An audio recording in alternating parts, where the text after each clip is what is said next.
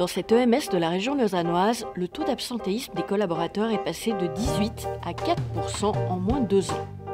Si le taux d'absence a diminué, c'est qu'un projet d'envergure a été déployé pour tenter de comprendre et prévenir le phénomène.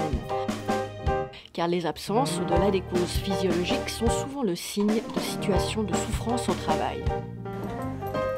On avait un taux relativement élevé, on a essayé de trouver des solutions qui n'ont pas vraiment été convaincantes. Et à la suite de quoi on a décidé de se rapprocher du groupe Mutuel, qui est notre assureur, avec lequel on a pu être soutenu dans le déploiement d'un nouveau processus, avec des formations mises en place aussi pour l'ensemble des cadres du groupe, et de pouvoir mieux aussi définir le lien de confiance qui est un des éléments clés finalement de ce projet. Le collaborateur doit désormais prévenir de son absence uniquement par téléphone.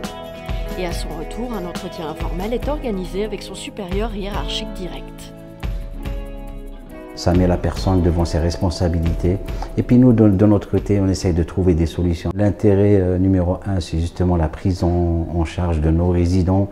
Et puis on voit que quand la personne est là, qu'elle n'est pas bien, ça reflète sur le résident et automatiquement le résident, il n'est pas bien. On l'a testé et puis on peut dire que généralement quand le soignant n'est pas bien, le résident ne l'est pas non plus. Les absences répétées sont souvent en lien avec des problèmes relationnels au sein de l'équipe ou des soucis familiaux.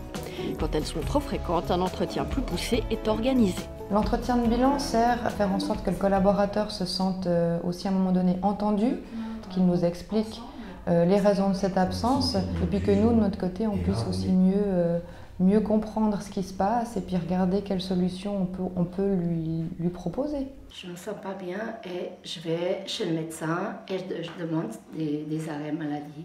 Ce serait typiquement le cas d'une maman qui est en plein divorce et qui a des problèmes de garde avec ses enfants. Donc ça veut dire qu'à partir de ce moment-là, plutôt que de louper le travail parce qu'elle doit s'occuper de ses enfants, grâce au lien et à la discussion qu'on a pu entamer avec elle, on va lui proposer typiquement un aménagement de ses horaires et puis qu'on puisse regarder un petit peu avec elle comment fonctionner sur une période déterminée.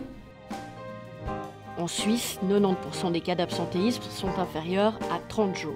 En réduisant ce phénomène, en réajustant par exemple leur culture interne, en améliorant le climat de travail, le bien-être des employés augmente et les entreprises gagnent en efficience.